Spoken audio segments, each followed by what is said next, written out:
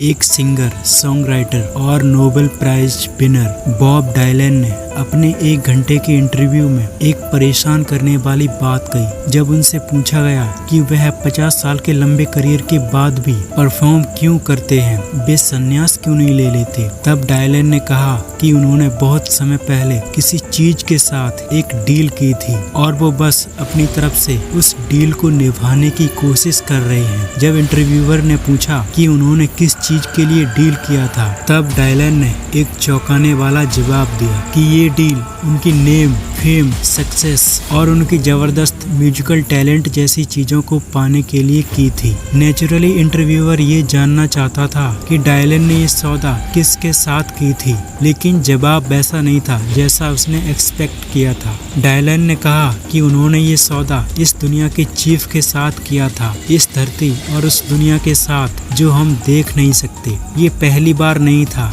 जब डायलन ने ऐसा कुछ रिवील किया हो। उन्होंने कई इंटरव्यू में ये बात कमेंट की कि उन्होंने क्रॉस रोड तक का सफर किया था और किसी चीज के साथ डील की, और वो जब वापस आए तो वो वही आदमी बन गए जो वो आज हैं। ये थोड़ा अजीब लग सकता है, लेकिन कुछ लोग क्रॉस रोड पर जाते हैं और एक बहुत ही स्पेसिफिक एंटिटी से डील करते हैं, और फिर जब वे वापस आते हैं तो उन्हें वो सब कुछ मिल जाता है जो वे चाहते हैं, और वही इस दुनिया को लीड करते हैं। इस दुनिया में कई ऐसे एग्जाम्पल्स देखने को मिल जाएंगे जो डेविल यानी शैतान की पूजा करते हैं और वो ही इस दुनिया को रूल करते हैं। उन्हीं लोगों के पास इनक्रेडिबल पावर्स होती हैं जिससे वे पूरी दुनिया को कंट्रोल में रखते हैं। मार्टिन स्कॉर्सेस के एक डॉक्यूमेंट्री नो डायरेक्शन होम जो डायलन के जीवन को दर्शाती है, उसमें डायलन के बचपन के दोस्त ने एक बड़ी ही दिलचस्प बात बताई। उन्होंने कहा कि डायलन पहले पार्टीज में परफॉर्म किया करते थे और वो बस ठीक ठाक ही एक एवरेज म्यूजिशियन ही थे,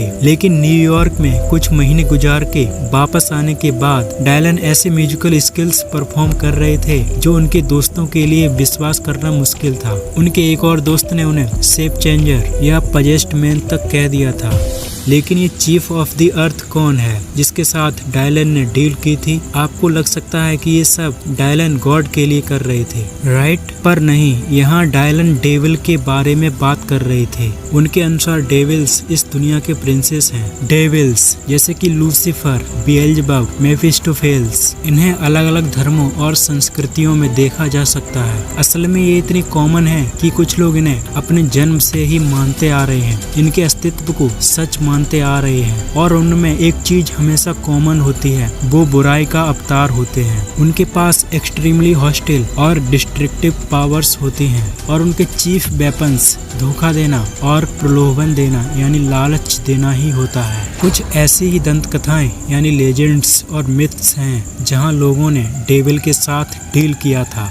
पहली और शायद सबसे फेमस लेजेंड फर्स्ट की है जिन्होंने डेविल के साथ डील किया था। German doctor Johann Georg Faust 15th और अर्ली 16th सेंचुरी में एक नोटेबल इनक्रेडिबली मिस्टीरियस पर्सन थे। लगभग 30 सालों तक वो यूरोप के अलग अलग जगहों पर घूमते रहे जहां उन्होंने मैजिक ट्रिक्स परफॉर्म किया और लोगों को उन्होंने जन्म कुंडलियां ऑफर की। इसी बीच उन पे अक्सर फ्रॉड करने के आरोप भी लगाए गए। वो खुद को एक physician, doctor of philosophy, alchemist और एस्ट्रोलॉजर के रूप में क्लेम करते थे। असल में उस समय में उनकी रेपुटेशन सुपरनेचुरल चीजों में डूबी हुई थी। उन्होंने क्लेम किया था कि वो क्राइस्ट यानी ईसा मसीह के सभी मिरेकल्स को रिपीट कर सकते हैं और तो और उन्हें एक्सीड भी कर सकते हैं। और उनके बारे में ये भी रिपोर्ट किया गया था कि वो एक डॉग और हॉर्स के साथ ट्रेवल करते थे, जिनमें से डॉग अपनी मर्जी से एक सर्वेंट के रूप में शेप शिफ्ट कर सकता था, अपना आकार बदल सकता था।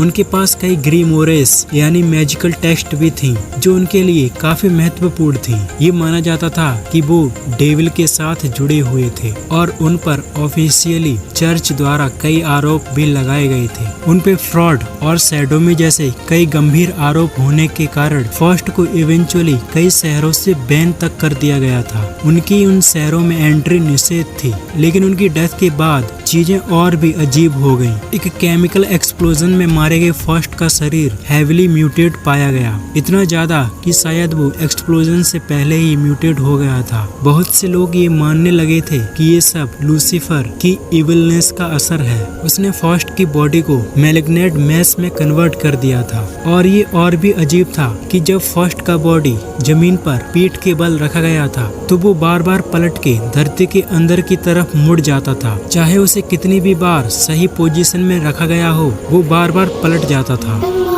एक दूसरी लेजेंड बर्नार्ड फोकर की है, जो अपने समय का सबसे तेज सेलर था। 17th सेंचुरी में डच एम्पायर दुनिया के हर कोने को टच करता था और उनका कंट्रोल एक्सट्रीमली वैल्यूएबल स्पाइसेस यानी मसालों पर था। जकार्ता इंडोनेशिया में एक कॉलोनी थी जहां से स्पाइसेस दुनिया भर में मांगी जाती थी, पर प्रॉब्लम ये थी कि नीदरलैंड से इंडोनेशिया तक का सफर बेस्ट केस में भी पूरा साल ले लेता था, जो उसके वैल्यूएबल स्पाइसेस के ट्रेड को बहुत लंबा और पायरेसी यानी समुद्री डकैती, सिंकिंग यानी समुद्र में डूबने का खतरा, स्पाइसेस डिजीज यानी मसाले खराब होने का खतरा जैसे कई सारे खतरों के लिए असुरक्षित बना देता था। लेकिन इन सब के बावजूद भी एक कैप्टन बर्नार्ड फोकर कंसिस्टेंटली ये जर्नी सिर्फ 3 महीने में ही कंप्लीट कर लेता था। आखिर ये कैसे पॉसिबल था? ये जर्नी आज के मॉडर्न बोट्स के लिए भी छोटी नहीं होती, लेकिन 17th सेंचुरी में ये इम्पॉसिबल सी लगती थी। पर आखिर फोकर एक्स्ट्रा ऑर्डिनरी जर्नी सिर्फ 3 महीने में कैसे कर रहे थे?